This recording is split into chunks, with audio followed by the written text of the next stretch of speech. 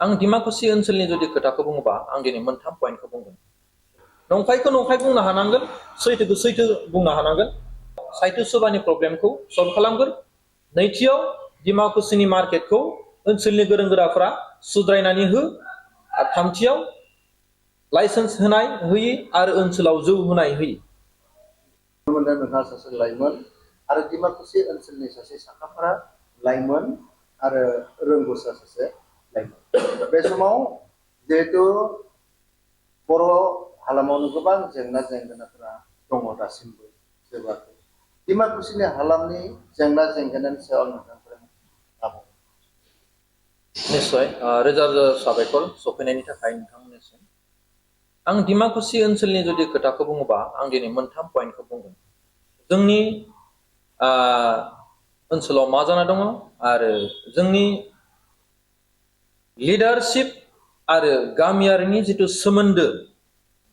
मोनसे समाव जिबायदि मोजां मोनसे परिबेकमोन, मोजां रेसपेक्ट होलायनायखौ नुयोमोन, खौसेथिखौ नुयोमोन, नाथाय दिनैनि तारिखाव गामियारि आरो जायखिजाया अर्गानाइजेसननि लिडारफोरनि गेजेराव जे सोमोन्दो बियो लासै लासै लासै गाज्रि जालांनो हमगासिनो दं। थ' बिनिनो आङो मोनथाम पइन्टखौ आं एग्जाम्पल होगोन दिनै रायजोखौ। एक नम्बर पइन्ट, जोंहा थांनाय बोसोराव साहित्य सभा जादोंमोन जानुवारि मासनि समाव दिमाकुसि ओनसोलाव, डिस्ट्रिक्टआ उदालगुरि। बे साहित्य सभायाव जोबोद गेदेर मोनसे बाजेटजों बेफोर खुंजानाय हाबाफारि। स' बे एसेबां गेदेर मोनसे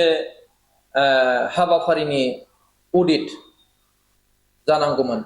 दिनैसिमबो अडिट जायाखै, बोसोर बारलांबाय। साहित्य सभा थांनाय बोसोराव जाखांनायनि उनाव फिन सेकेन्ड बोसोराव माने बिजिनियाव जानानै थांबाय साहित्य सभाया। थ' मोनसेनि उनाव मोनसे जाना थांखांनायनि उनावबो जोंनि उदालगुरि डिस्ट्रिक्टनि सिङाव जे हाबाफारि जादोंमोन बिनि अडिट दिनैसिम गैया। जोङो ओनसोलनि मानसि हिसाबै खोनायो दिनैसिमबो सोरनियावबा बेसेबांबा लाख होनो दोङो, सोरबायाबा बेसेबांबा मोननो दोङो, आरो रावबो जोंबो माने अडिट होलायनो थाखाय रेडि। बे जोबोद गिदिर जोंनि जातिनि थाखाय मोनसे खहा गोनां। आरो बेफोर बुस्थुनि थाखायनो जोंहा माब्लाबा लिडारफोरखौ सम लाना आसि खिन्थिनो गोनां जायो। स' आं खावलायो बेफोर समस्याफोरखौ जोंनि गोरों गोराफोरा जाहाथे बिजिरलायनानै रायजोफोरनो एसे फोरमायलायना होयो। नै नम्बर पइन्टआ जाबाय दिमाकुसि हालामाव थांनाय 8-10 बोसोरसो जाबाय, गोलाव बोसोर, बाजार न' बानायनायनि मुङाव न'नि सिकिउरिटि महरै 10 स्कुवेर फिटआव 10,000 फैसा लादोंमोन। बेवहाय सोरबाया 10,000 होदों, सोरबाया 5,000 होदों, अनेक फैसा। थ' ओनसोलाव मोनसे ढौ फैदोंमोन, जौ होबथानायनि मुङाव आरो जोंनि गामियारि मानसिफोरा बेफोर बेबहायखौ बन्द' खालामनांगौ आरो जोङो मैगं फाननानैबो न'खर खुंनो हायो। एग्जाम्पल होयै गामि खना खनलायाव जोबोद मोनसे गेदेर एवारनेस जादों। आरो बे एवारनेसआ जों गामियारि ओनसोलनि खर'आव नांदोंमोन हिसाबै गामियाव जौ होबथानो गोबां गामियाव हादों। आरो जायफोर जौ सावग्रामोन बिथांमोना जौ बन्द' खालामखांनायनि उनाव थांना थानो, गथ' गथायनि थाखाय आंखालखौ सुफुंनो मोनसे बेबहाय सानखांनो गोनां जादोंमोन, बाजाराव फैनानै मैगं थाइगं बेफार, साहा दखान बेफार। थ' बेखौ लोब खम समनि गेजेराव जोंनि दिमाकुसि ओनसोलाव मैगं बेफारिया बारिनो हमबाय, बर' आइजोफोर। आरो खाफाल मोजां, बे बारि फुबाय थानाय समावनो जाहाथे बैफोरखौ मोजां मोनसे खाबु, मोजां मोनसे जायगायाव फानहोनो थांखिनानै जोंनि किसुमान ओनसोलनि दिमाकुसि ओनसोलनि गोरों गोराफ्रा सानदोंमोन। आरो साननाय बायदि बिथांमोना मोनफ्रोम दखानिफोरनो सुबिदा होनायनि थांखियाव 10 स्कुवेर फिटआव 10,000 लादोंमोन। माखासेया 10,000 होदों, माखासेया 5,000। नाथाय दुखुनांथावना दिनैसिम 8-10 बोसोर बारलांबाय, न'आ क्लियार गैया आरो बेखौ कमप्लेन होग्राबो रावबो गैया थ' आं खावलायो बेबो गेदेर मोनसे इस्यु जुदि ओनसोलाव जौगानायखौ लुबैदोंब्ला जोंनि गोरों गोराफ्रा बेफोर समस्यानि समाधानखौ खालामना होनो हानांगौ मोनफ्रोम खामानियाव गेदेर गोलावनि आखाइ थायो आरो बे गेदेर गोलावा आखाइ थानायखायनो रायजोफोरा आसि खिथिनो गोब्राब मोनो हामा मोनजानो गिनानै आरो बे सोमोन्दोआनो लासै लासै बबेबा मोनसे अर्गानाइजेसनजों आरो गामिनि मानसिफोरजों ग्रेंग्रुं जालायगासिनो दं आरो बेदिनै सानफा नङा सानफा बारलांगासिनो दं बेफोर थासारि 3 नम्बर पइन्ट आं डिमाकुसि ओनसोलनि हिसाबै आं डिमाकुसिनि ओनसोलनि खोथाखौ लानानै बुंबाय थादों 3 नम्बर पइन्टआ जाबाय डिमाकुसियाव जौ फाननो थाखाय माने लाइसेन्स होनाय जाया बेयो जोंनि थाखाय जोबोद मोजां डिमाकुसि ओनसोलाव जौ फाननो थाखाय लाइसेन्स होनाय जाया नाथाय दुखुनांथावना जोंनि ओनसोलाव सोरगिदिं जेरावबो जौ फाननायखौ नुदों सोरगिदिं डिमाकुसि मेन टाउनावनो खना खनला सान हर फानो बे लकेल जौ होन आरो बियो बा माने माबा गोजा जौखौनो होन सान हर जायखिजाया टाइमावनो मोनो एभेलेबल नाथाय लाइसेन्स होनो थाखाय डिमाकुसिया माने डिमाकुसिनि गोरों गोराफ्रा एनअसि होआ दा खोथाया बेसो जुदि एनअसिखौ होआब्ला ओनसोल हिसाबाव जेसेबांखिनि जौ लकेल फानग्रा होन गोजा होन ओनसोलाव मेन जायगायावहाय फाननो थाखाय पारमिसन जुदि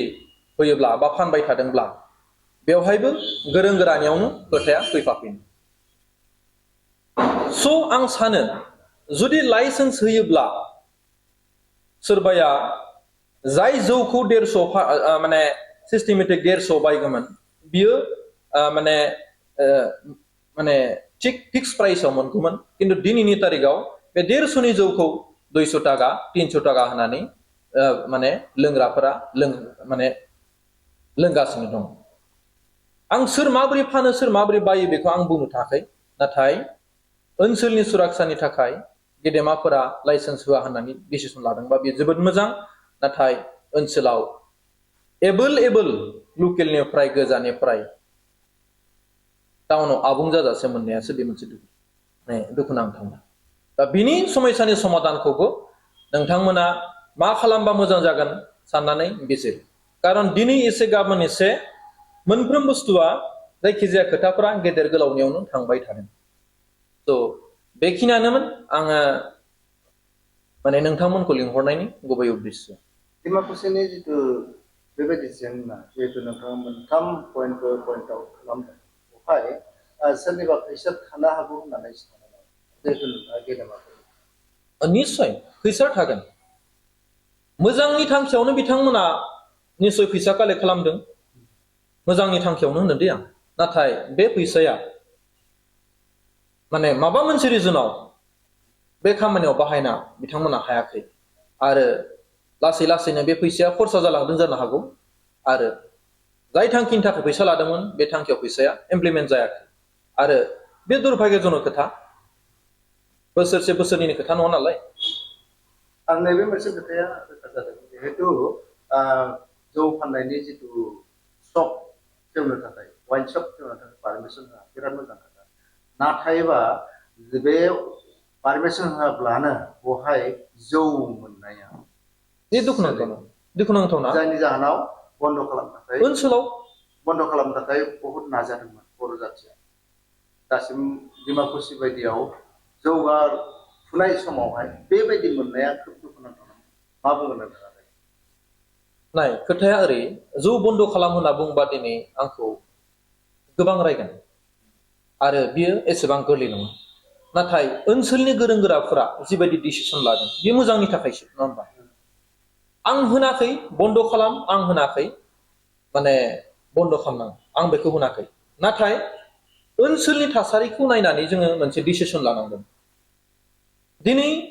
फारसेखालि लाइसेन्स होआ होनना बुंदों आरो बे जायगायावनो प्रशासननिफ्राय लानानै गासैबो सोरगिदिं मिन्थियो जे जौआ ओनसोलाव साग्लोबजोबनाय होमबा जौ होआ होननायनि ओंथिया मा थाखो लाइसेन्स होआ होननायनि ओंथिया मा थाखो बिदिब्ला जोंनि गोरों गोराफ्रा निश्चय सानसे नङा सानसे आसि खिथिना बुंजागोन बे दा बेबायदियाव नुनो मोनदों जिहेतु भुटान साखाथियाव भुटान गोबां जौ मोनो बेवहाय थांनानै गोबां मानसियानो जौ बायनानै लोंहैयो ओमफ्राय जोंनि बेयावहाय जुदि खुलियोबा जोंनि फैसाया जोंनियाव थांगोन होनना सानो आङो माब्लाबाबो जौखौ सापर्ट होआ दे आं उन्दै समनिफ्राय जौ बिरि सादा सिगारेट आङो दिनैसिम लाफेरबोआखै मानोना आंनि आफाया माने जौ लोंनानै थैदों हिसाबै आंनि फेमिलिया गोबां खस्थ' मोननांदों आरो जोङो सम बायदि मोनसे थि बेलेन्सआव सफैनो हायाखै ओंखायनो आं जौखौ माब्लाबाबो सापर्ट होआ नाथाय जेब्ला आं सानसे माने भुटानाव थांदोंमोन बारा गोबाव जायाखै भुटाननि सासे मानसिया टेबोल बुयै बुयै गिलास गोग्लैजासे बुंदों भुटाननि 70% थैनाय मानसिया जौ लोंनानैनो थैदों जाहैदों बियो आरोबाव दुखु नांबावदों भुटाननि मुंदांखा सासे डक्टर बिनि नाम खारिदों बियो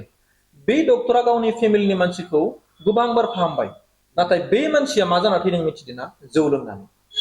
स' बिथाङाबो जोबोद पस्थायदों दुखु नांदों माने गावहा 3 लाइसेन्स दंमोननो नाथाय बै लाइसेन्सखौ बै थासारिफोरखौ नुजोबनानै बियो माने गारदों बियो लायाखै खामानिखौ मावाखै थ' रावहाबो गोजोन गैया जौजों दा बाय जाबाय डिमाकुसि हालामखौ माबायदि जाजानायखौ लुबैदों yes डिमाकुसि हालामा गिबियाव जोङो लिडार्सफोरा